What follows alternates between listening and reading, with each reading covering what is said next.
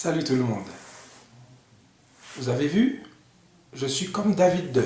J'ai la capuche et je me cache. Mais bon, c'est vrai, j'ai pas des super pouvoirs comme lui et je suis pas Bruce Willis.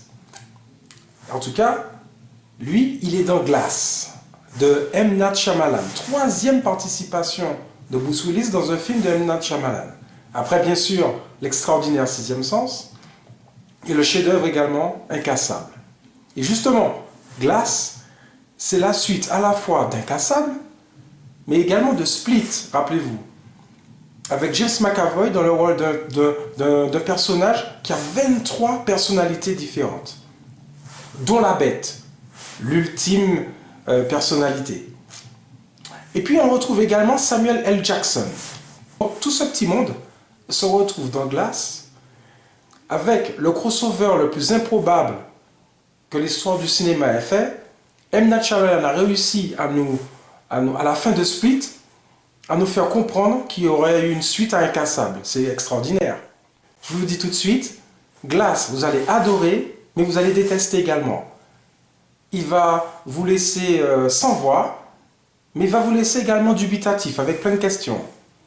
C'est un film qui est entre deux chaises. Pourquoi? Parce qu'on ne peut être qu'ébloui par la technicité, on va dire, narrative d'M. Night Shyamalan. On sent qu'il y a un véritable scénario derrière tout ça.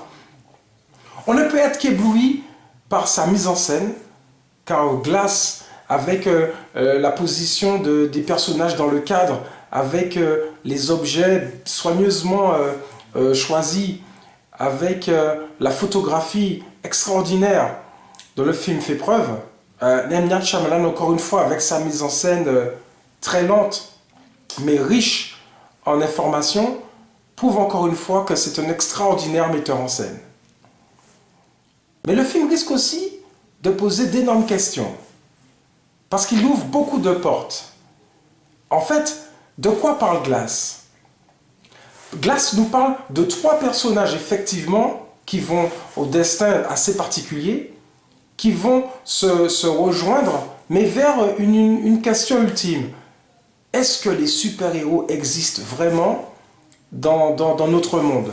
Et M. Night Shyamalan va s'évertuer à vouloir prouver aux personnages, à travers le personnage de Sarah Paulson, qui est une psychiatre, va essayer de prouver aux personnages du film, c'est-à-dire David Dunn, Elijah, l'homme de verre, qu'on appelle donc Glass, et puis Kevin, 23 personnalités, essaie de leur prouver que ce ne sont pas en fait des êtres surhumains, que tout ça se passe dans leur tête.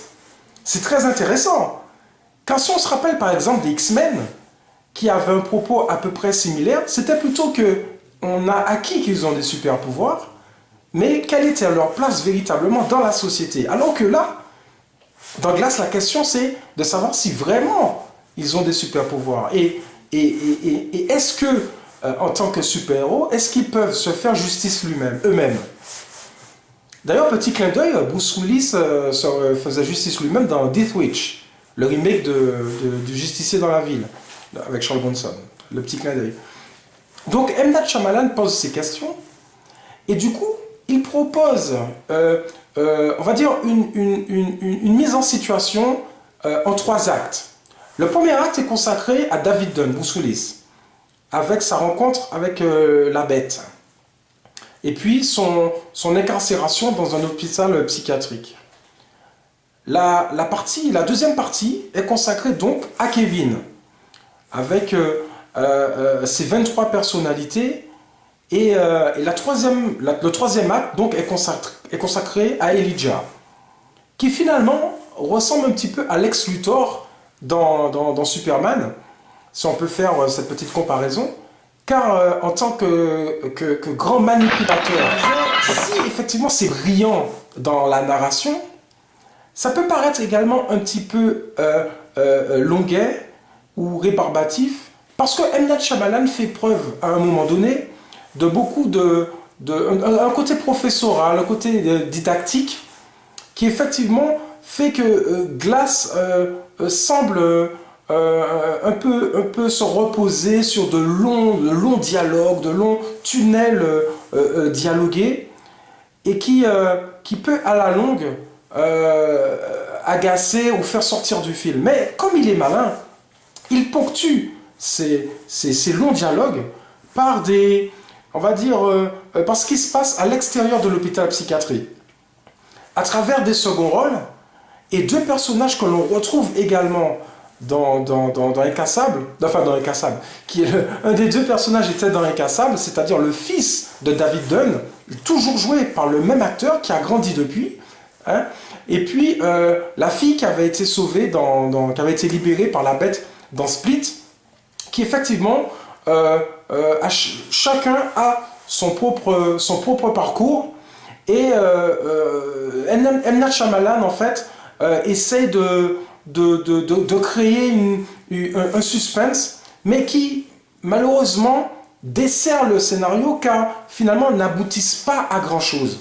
Et c'est là peut-être où Glass pêche, c'est par l'utilisation de ces seconds rôles qui ne sont pas assez développés. Ils n'apportent pas véritablement quelque chose de nouveau et d'important dans le scénario. Par contre, si le personnage de Bruce Willis, David Dunn, est très en retrait par rapport à Incassable, sachez-le, M. Night Shyamalan s'est beaucoup intéressé à ces deux méchants. Et surtout à James McAvoy et ses 23 personnalités qui semblent totalement le fasciner et qui est totalement fascinant. À l'instar de Split, James McAvoy livre une performance extraordinaire. Son personnage est captivant, hypnotique, fabuleux. Et face à lui, ou avec lui, on a Samuel L. Jackson, qui également est remarquable de perversité retenue. C'est lui, la tête pensante. Et avec ces deux personnages, celui de David Dunn aura fort à faire. Malheureusement, encore une fois, c'est là que, encore une fois, il y a une faiblesse dans Glass. C'est que le personnage de Bruce Willis, certes, apparaît très peu dans le film, mais avec beaucoup d'aplomb. Bruce Willis joue son personnage de manière remarquable. Ça fait longtemps qu'on ne l'avait pas vu dans un très très bon film, car vous savez, comme moi, qu'il est en train de saboter sa carrière avec des séries B ridicules. Et donc, la dernière fois qu'on l'avait vu dans un très bon film, ce serait, on va dire, Looper, rappelez-vous, de Rian Johnson.